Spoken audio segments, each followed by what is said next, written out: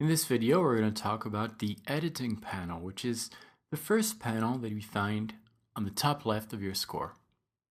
The editing panel is used to enter all the rhythm values of the notes you're going to enter, but also all the direction and repetition signs used to organize your score.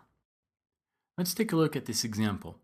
This is quite a long project, as you can see in the global view underneath the score, and we're going to repeat the first bar. The first step is to insert an empty bar right after the first one. To do so, we'll place the cursor on the second bar. We're going to go into the bar menu, Insert. We're now going to place our cursor on the empty bar. We're dealing here with the guitar track, and we'll use the Repeat One Bar tool, which is found in the editing panel. If you take a look at the global view, you will see that the first bar of the guitar track is repeated once. The global view allows you to quickly see which bars are empty. In this particular case, the second bar of the bass and drum track are empty. If you want the first bar of the bass track and the drum track to be repeated, simply place the cursor on the corresponding empty measures and use the Repeat One Bar icon in the editing panel. In the same way, let's repeat the first two bars of our song once.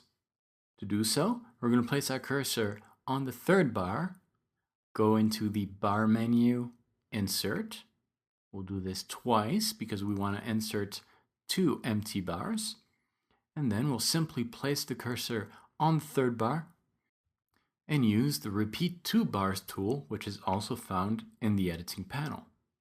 The repeating tools are a great way to simplify your score and make it look nicer and cleaner. Another tool you can use to create repeating sequences is the Sequence tool. In this example, let's take the first two bars, which will repeat twice. To do so, we'll place the cursor on the beginning of the first bar. We're going to open our sequence. This is found in the editing panel. And then we'll place the cursor on the end of the second bar, and we'll close the sequence.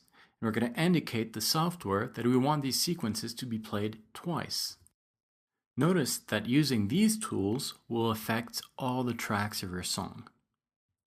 Let's now consider another scenario in which we want the software to read the first bar, second bar, back to the first bar, and then directly to the third bar. This can be done by using the alternate ending sign. We'll place our cursor on the second bar, and we're going to click the alternate ending. And we'll assign to this ending 1. Then we'll place the cursor on the third bar, on which we'll also assign an alternate ending, and this time we'll call it 2. Now the software will read the first bar, second bar, back to the first bar, and directly to the third bar. This system helps you create a clearer, cleaner looking score without using too many measures. Last but not least, Guitar Pro 6 allows you to enter direction signs. These directions follow the traditional classical way of doing things. You can select the target to jump to. Da capo, for example, meaning from the top, and then you can decide where to go. Al fine, from the top all the way to the end.